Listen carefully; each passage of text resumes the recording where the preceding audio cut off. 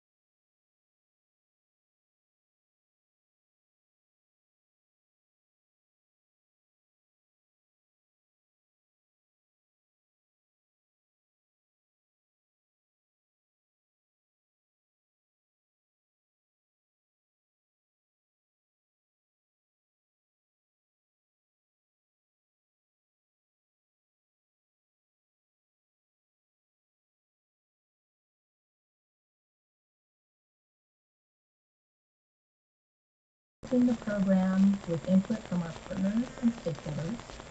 So the schedule will be updated as we have more information, but we're anticipating that our key projects will be implemented by the year 2040. I know that seems like a long way off, but wherever we can deliver early wins, we will definitely in the program with and we've heard from many of you that that's exactly it. So the schedule will be updated as we have more information, but we're anticipating that our key projects will.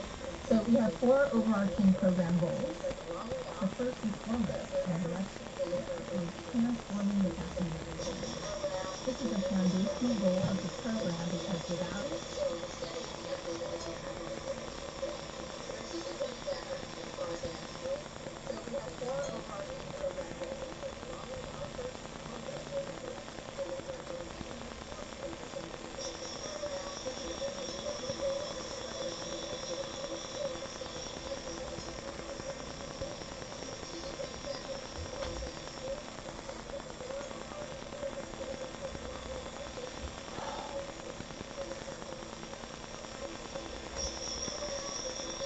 folks.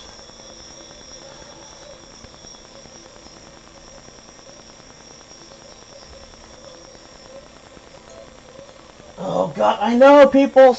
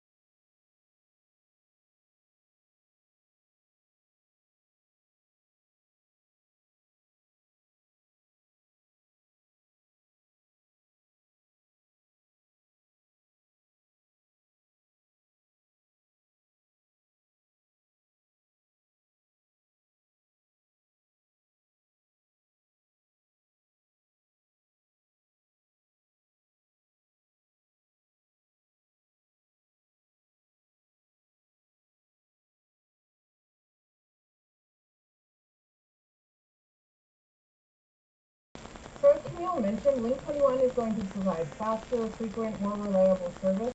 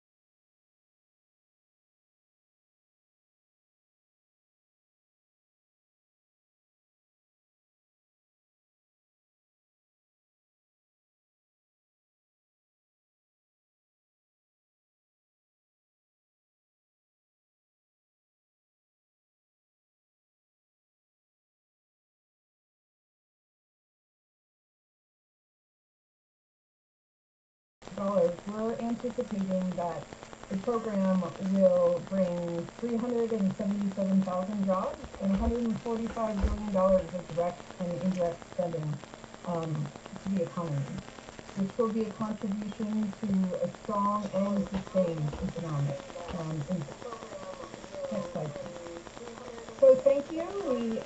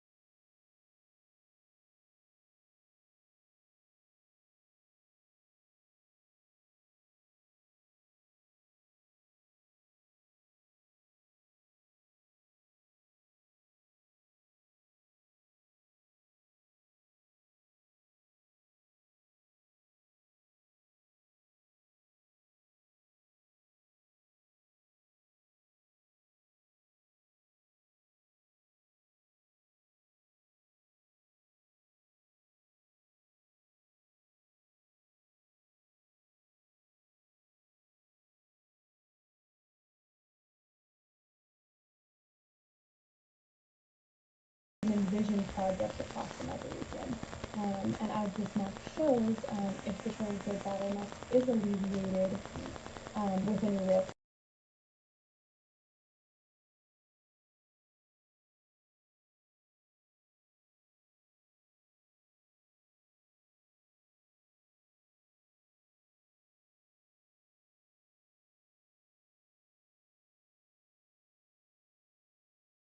improve the efficiency and access to transit in other locations in the megaregion that are poised to grow coming out of the pandemic.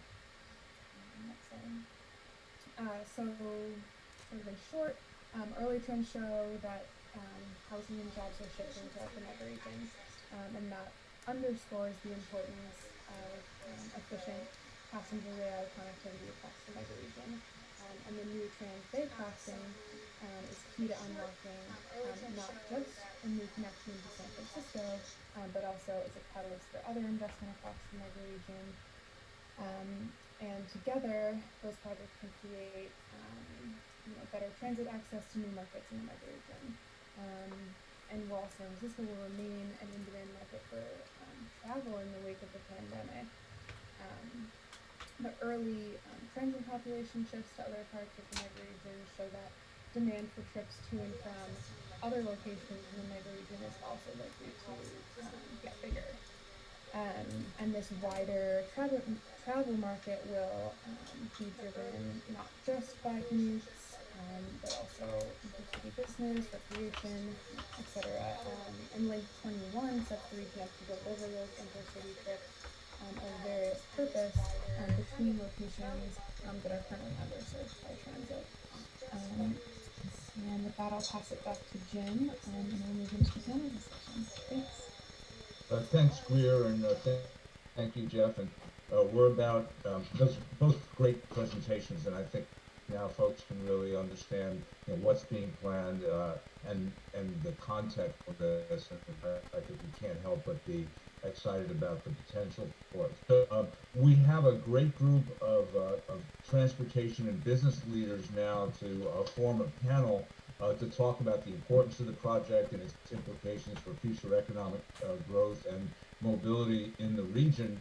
And then we also are piling up a number of really good questions. And so what we're going to try to do is intersperse some questions that I'll have of the panelists, and then see if we can take, and I'll try to group some of these questions so that we can get through them. And I'm going to ask all of the panelists to try to answer as quickly as you can, because we have a lot of ground to cover in a very short period of time. So join me in welcoming BART General Manager Bob Powers, the Capital Corridor Joint Powers Authority Managing Director Rob Padgette, Oakland Metropolitan Chamber of Commerce CEO Barb Leslie, and Greater Sacramento Economic Council CEO Barry Broome.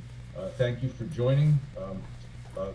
I'll start with you, Bob. And of course, the Bay Area Council, I always throw in, we take pride in the fact that the Bay Area Council was the group that created BART way back in the 1950s. So we're excited about that. It's come a long way since that time. But now we're looking at the future.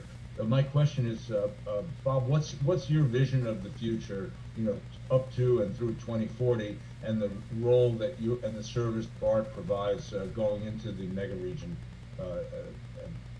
What's the case? Yeah, Jim, I think a couple of things on that answer. One is a more complete rail network up the mega region. That would be number one. And I would say the other piece is that rail network would be the most the first choice for you and I, as opposed to driving. So a vision for me would be for a rail system that you and I could get up in the morning, bike to our local station, walk to our local station, take the bus, board your rail, and be at your destination in a reasonable amount of time. And if you're taking connections, the connections would be there on time, they would be frequent, the wayfinding would be clear, the station design and layout would be intuitive, and most importantly, Jim, I think to just focus on is the rail network needs to be accessible to all, and it needs to be affordable to all. And so that would be, if I could fast forward to 2040, that's what I would hope the mega region's rail system would look like. very, very exciting. I think we would all second that vision. So let me turn to you, Rob. When you're thinking about Capital Corridor in 2040, what is your vision for the future service and the role your line plays in the mega region? Obviously a central one. And I'll hit you with one of the questions that came up. Are we envisioning an electrified line for Capital Corridor?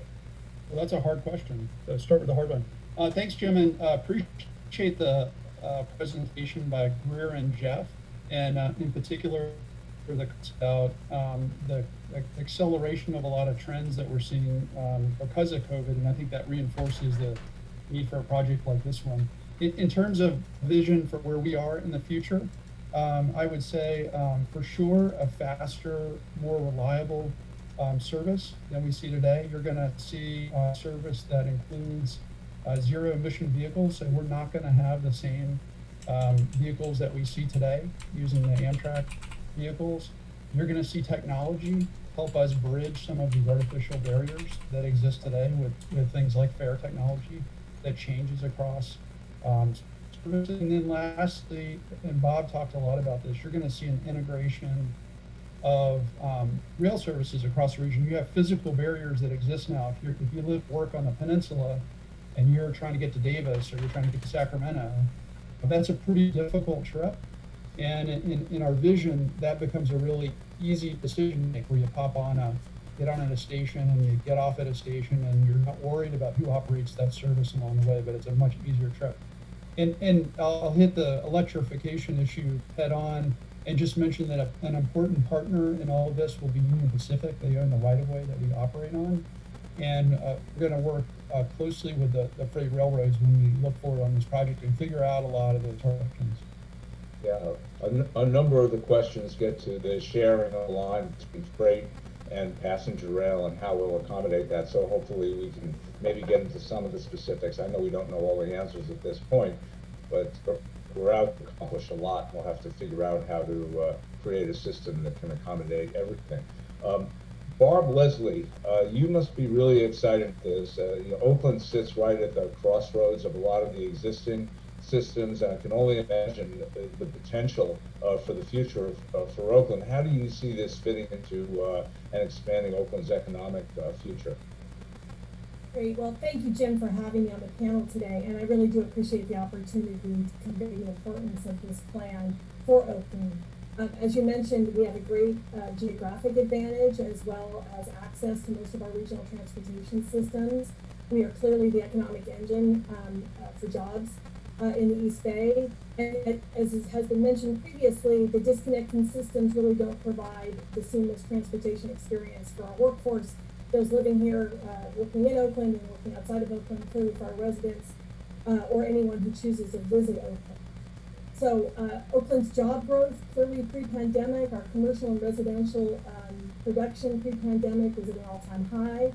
We don't believe there's a reason post-pandemic, particularly if you look out more than a few years, that we won't see more growth in the decades to come. And we need now to plan to ensure that we're ready for those increases in density in our downtown, which we absolutely look forward to and want to see happen. And we really want to be able to leverage the assets we have across Oakland so that we can grow our job space citywide and do so equitably, which we're very happy to hear is a very important part of the plan itself. So a high-functioning transportation system is key to all of those successes. Well, thanks, Barb, and thank you for your leadership and exciting things that are happening in Oakland, and also, of course, in the mayor shaft. We're just seeing a lot of the things we always talked about happening, and this will certainly aid and abet the cause and show people a vision for the future. So thank you. So Barry Broome, Sacramento, and you must have appreciated the slide that Greer showed and Jeff showed, showing the increase in folks and jobs heading into Sacramento. I think you're the only part of the state that's actually growing in population at this time. And so congratulations to you. You've been working hard on attracting business and companies to Sacramento, and we've been pleased to be your partner in doing that rather than see them leave, in some cases, leave state. I guess some folks would say, well, wow, Sacramento, we're going to do a crossing of the bay between San Francisco and Oakland, and here Sacramento sitting 80, 90 miles to the east. How does that connect? how important is it to see this Transbay crossing happening? What does it mean to you for the future of Sacramento region? Yeah, well, first off, we always, Californians first. So it's good for California. Whatever is good for California is good for the state capital. Two, we're now sharing almost 25% of our workforce between the greater Sacramento region and the Bay Area. So as that number starts to push over 200,000 people, Berkeley graduates, UCSF graduates, partnerships through the UCs. So really the Bay Area and Sacramento, whether it's capital, people, talent, is becoming more and more one economy. So the less friction on the work shed, the better it is for all of us in all of California. And we're very committed to defending and standing up for California. We know Texas is a nice place. We think we have a lot more to offer, including rights. We always remind people you get rights when you're in California. And I think watching the Bay Area recover and a vision for the Bay Area is very important to us and very important to California, and we'll benefit from that as we always do. So we're very excited to be a partner on this. Thank you very much. Let me throw the question out really quickly. This general question around this accommodation of freight and passenger rail and the Martinez, the bridge, the Benicia-Martinez bridge, comes into question. How are we going to accommodate all of this rail traffic in order to achieve the vision? Whoever feels you can answer that best at this point, maybe Rob. Yeah, I'll start, and if others want to add to it, and just to reinforce the Sacramento comment, right now 60% of our riders, and this is in the COVID period, are getting on or off at the Sacramento Valley Station, and they're going in both directions. So there are people who live in Sacramento, come down to the Bay Area, and the reverse of that, where you have people that work up in Sacramento. And so, connecting these economic centers, it's hard to overstate the significance of that. In terms of the freight issue, we have a very good relationship with Union Pacific. We work in partnership already today on joint investments in the rail network. The state of California invested heavily in the 1990s in the rail network between Sacramento and Oakland, and in fact owns the rights to 20 slots because of those investments. And the thing that this project will bring is it will help us look at these really big issues. And the reason this is a program is much more than just a new link. It is all the stuff that we have to do to feed into that link, including changes to the bridge, and including potential dedicated passenger right-of-way that can let us make these connections and take advantage of improvements that we're making across the bay. But it will be a work in progress. The freight partnership is super important in the Capital Corridor, and we'll look forward to working through all those details in the Congress. Great, thank you. Let me turn it back to you, Bob. We've been the Transbay rail crossing. It's not a new idea. We've been talking about for some time. What's different now, and what do you think? What do you think will push this forward? How do we make this happen? Well, I think getting it, the approach that the region has taken, two things there, Jim. One is the mega region look at this. It went from just a rail crossing, years and years ago, 20 years ago, 30 years ago, just a link between, San Francisco and Oakland. Really now is this mega region look. And you heard from Greer about the economics of such an event and such a portfolio of projects, what that would have on the region. So I think that's changed. And then I think the other thing that's changed is the way that the project is looking at this, the way the region is looking at this from a business case perspective, which is new to the Bay Area, that Camille and Sadie talked about in their presentation. And then with the focus on equity and getting out to the communities now, at the beginning of this effort, partnering with the communities, local elected officials, I think those are two fundamental changes that have, that are changed since, 20 years ago. And I think those two will really drive this project and move it forward. Yeah, I think you're right, and it's just very exciting to think of the totality of this compared to looking at it as kind of an independent uh, project. Talk a little bit more, maybe Rob and Bob, about a linked rail and transportation network for the Bay Area and Sacramento and the mega region. This is something we have been talking more about since COVID-19, and we need to recover systems that are now experiencing record low riderships when we'd like to see the opposite. So as we bring this back, we're talking a lot about creating a true network. How do you see that coming together? Yeah, as I mentioned earlier, part of it is doing things today that we can do to change some of the artificial barriers, and some of that's with fair technology. We're already in close partnership with BART, and work on syncing our schedules to make that easier. But the other thing is filling in some of those gaps. And I noticed in one of the questions we had, someone commented that they go to Placer County and live on the peninsula, and how difficult that trip is today because it requires a trip on Caltrain, and Caltrain doesn't quite connect to Capitol Corridor. And so the whole idea here is to fill in those gaps, but then to remember all the other things that make that trip hard to make, and that includes fare technology, schedule coordination, all those little details that are a big part of what sometimes gets in the way of travel in the region. Just to add a little bit of, Jim, maybe a different flavor to that answer as well, is the intersection of land use and transportation. And so, with the affordable housing crisis, the slides that Greer talked about, and, the rents moving, the affordable house is really pushing people out from the core centers, and it's really this mega region now. And this whole series of programs is going to really kind of, bring back together land use and transportation for a long-term benefit to the mega region here. And that can't be underestimated enough, that this affordable housing crisis has really pushed the housing way out, and we're trying to bring those two elements back together as part of this mega region project.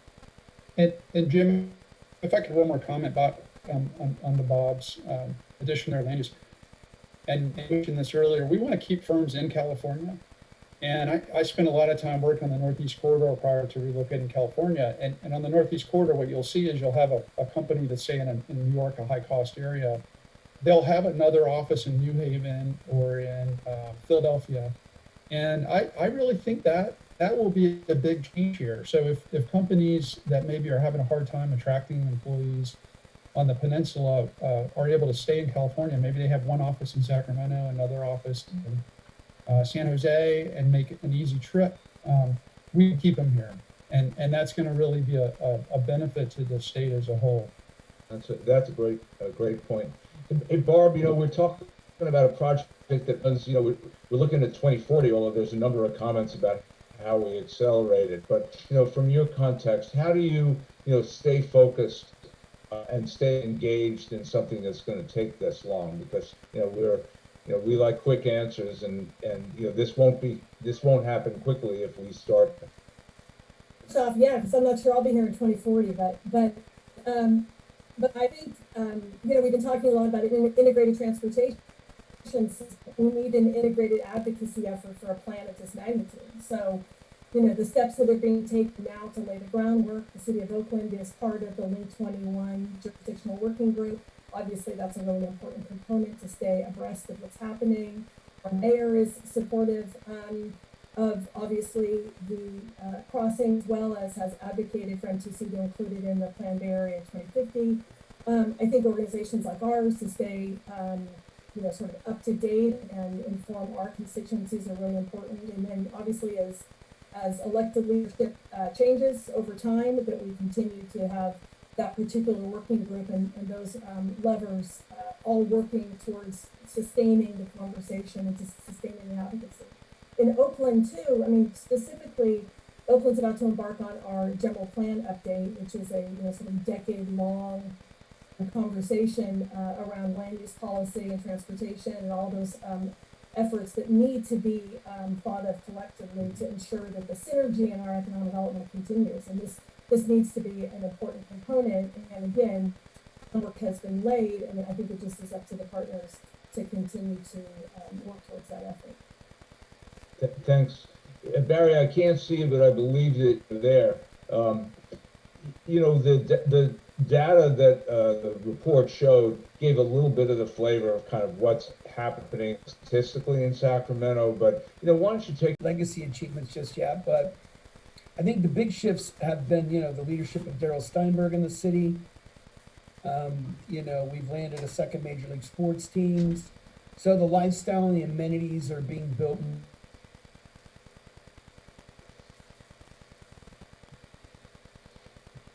I think Barry froze. He was so excited to give his report on Sacramento, it blew out the internet in the whole eastern region here. So I think we will continue. We'll get back to Barry as soon as we can. There was a couple of questions on, and I don't know if you're prepared to answer or not, but on the Dumbarton corridor, as well as a question. Marin and Sonoma counties, and you know, is there a vision? Obviously, in the Dumbarton, there very much is, and it's part of the map. In the case of Marin, is there a desire or a possibility of connecting this up? Yeah, I'll take that. I'll be happy to take. You know, the thing to remember on this project is that this is a lot more than Capital Corridor. So Capital Corridor and BART are embarking on this in partnership.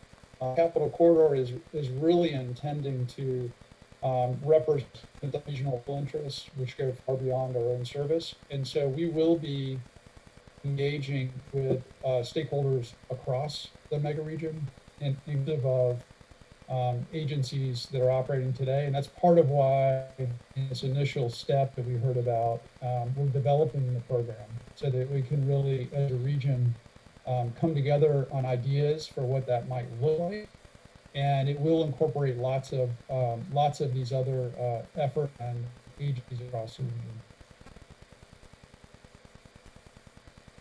Are there strategies that you folks think of to enhance the timeline? I mean, is there a way to make 2040, 2030, or 2035? You know, I'll add one thing here. From the perspective of a regional rail operator is this project is going to bring a lot of eyes on the Northern California megaregion's rail network, and it will help accelerate other efforts too. So in my eyes, this is not a light switch where in 2040 we turn it on and there's a new link and we're good to go. I think what we're likely to see is all sorts of improvements along the way that are identified by this effort and are perhaps smaller in scale, but are part of a large program. So you're going to see improvements to Capital Corridor and other agencies that eventually feed into this new link. So look forward to some of those even in the coming years. We're already working hard to improve a lot of that. And Jim, the other just to add that, you know, on how we might acceleration and 2040 is a long time off.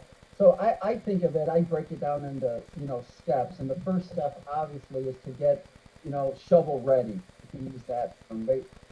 Which is, the environmental document of the decision and all of the environmental terms that go with that. The key there, two keys there, the outreach right now that we're doing with the communities and bringing the communities, listening to what they have to say, their concerns, their thoughts, bringing that into the discussion. That's key.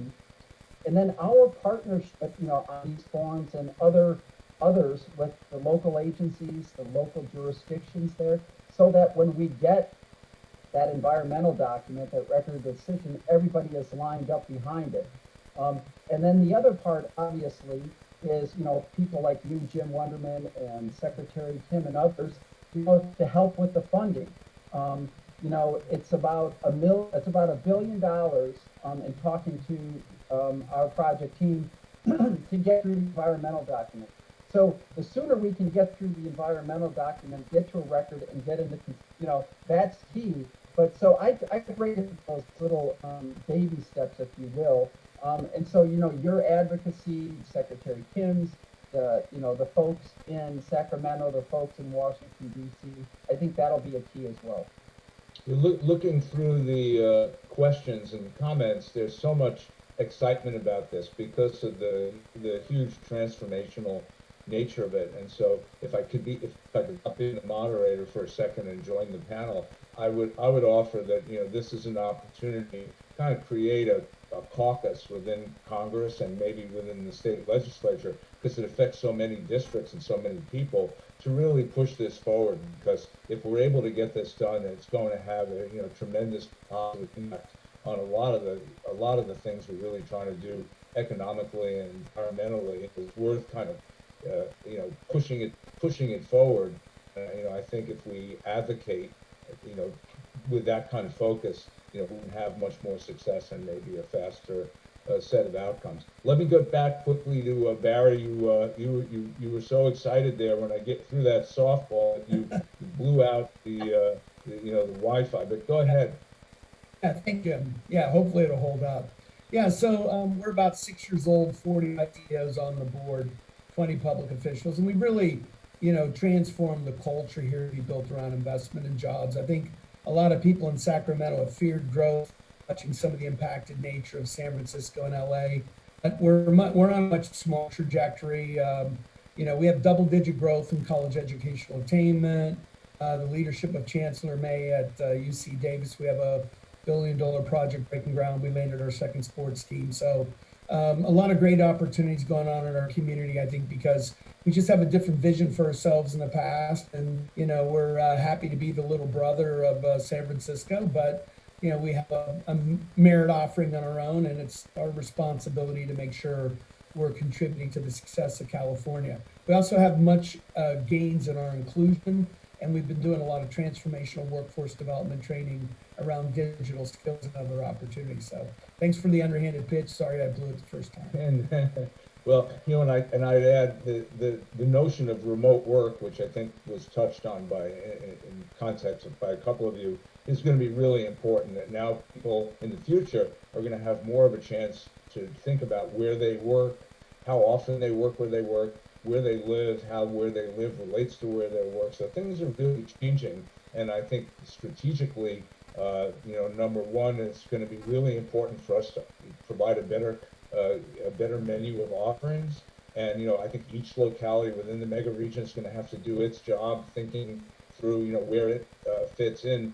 For sure, going back to that original slide that I think Jeff showed, showing that that new way that's jammed up. When you have something like the pandemic, and all of a sudden, people, there's going to be tremendous job disruption. So I wouldn't be very, very surprised to see huge traffic come as a result of people having to take, new jobs and new places, and families headed in multiple directions and so forth. So, I think one of the first jobs that we're going to have to figure out very, very quickly how to get people back to transit and off our freeways, as soon as possible. Let me give you each 30 seconds. I'll start with Barb. So what's in it for Oakland and the Bay Area and the mega region, to see this go forward? Well, I think you said, Jim, a better and stronger integrated system, stronger opportunity for our own city to again, leverage our assets citywide, grow our economy. I mean, this idea that jobs may change, but our economies will grow. So we can maybe make up for some of that change in the way in which we work going forward. So really, it's upside. And I think the other thing to underscore is the importance of having the dialogue and the discussion now, because if we're sitting here 10 years from now or 20 years from now and we haven't had it, and we're going to be in a rougher spot. So for me, it's upside, it's due diligence, and then it's just incumbent upon us at the local level to integrate that work into the work we're doing to make sure we grow our economy as well. And thank you for the opportunity for being here. Thanks. Rob, at one point, the Capitol Corridor was kind of an extension that was on the fringe. Now you're in the middle of this mega region. How do you make that work going forward? Yeah, we're excited to be a part of this effort, and I would say to Barry and Barbara, you know, we are a key link. It is far, far easier to get between Sacramento and Oakland on the train. You get to work the whole time with our fantastic Wi-Fi. And I think we have to remember that our cities are built with the assumption that we have good rail service. So if the Northern California region is going to prosper, we have to make sure that we're aggressive about continuing to look forward and having a vision for this improvement in the future. Hey Barry, when the Kings and the Warriors play, is it going to become just normal for people to, you know, be able to go to the game no matter who they're a fan of or where they live? Well, that's my hope. That's always my core value. You know, so I'm trying to sneak into the Kings games now, but they won't let me. But I'm, you know, I've been here long enough now where I'm both a Warriors and a Kings fan. There you go. So you got to be flexible. Bob, I'll let you close it out. Exciting times for BART, very, very challenging. And how do you see this fitting into BART's overall picture? And how do you focus the board in the future? Yeah. Or, you know, it's how I focus my board and how I, you know, it's how I get up in the morning. Any great, Jim, I was thinking about the question you asked, any great area, city, area, whatever you want to term, you know, look at London, look at Shanghai, you know, it's a great area to live, it's got great economics. You know, the underpinning of any one of those areas is the transportation network. It is, right? I mean, check around and it is absolutely true. You know, and that's where we want to be in 2040, this mega region, Northern California. And it's going to start with transportation and land use. And, you know, it's an exciting time. We need to start talking about, you know, and you're right. So, you know, somebody made the comment, it's going to be a little bit of time to get there. And I agree with that. But we're all going to take this thing and move it forward. We're going to hand it off to the next generation of people. And it's going to be a little further along. And bam, it'll be there for, you know, the next generation. You know, and I think this team, this group we have right now in the mega region are the ones suited to get this fire started a little bit. I mean, maybe a bad metaphor here, but, you know, get this thing going and so we can hand it off. Yeah, thank you. And we have groups working on the mega region strategy that go from the kind of organizations that, you know, that we run that are business and civic organizations to the, you know, the councils of government that are effectively part of the, you know, overall system in the Bay Area, in San Joaquin, and in Sacramento. And so I've never seen this kind of cooperation and excitement before to create something at this kind of scale. And I think the slide that Cowan showed earlier, and that you just referred to, Bob, of, you know, the great regions of the world and the kind of transportation systems they have. You know, this is our time, I think, to really kind of live up to the challenge that we've created for ourselves. So I want to thank all of the participants, Sadie and Camille, for your presentations, Jeff and Greer. We didn't get a chance to get to all of your questions, but we'll, you know, there were some really good ones. We did as much as we could in a short period of time. And thanks for your participation, your attention to this, and we'll be certainly doing all that we can continue of this work. It's very, very exciting, and thank you for all being part of our new mega region family. Thanks everybody, and have a safe day. Thanks So much. so much.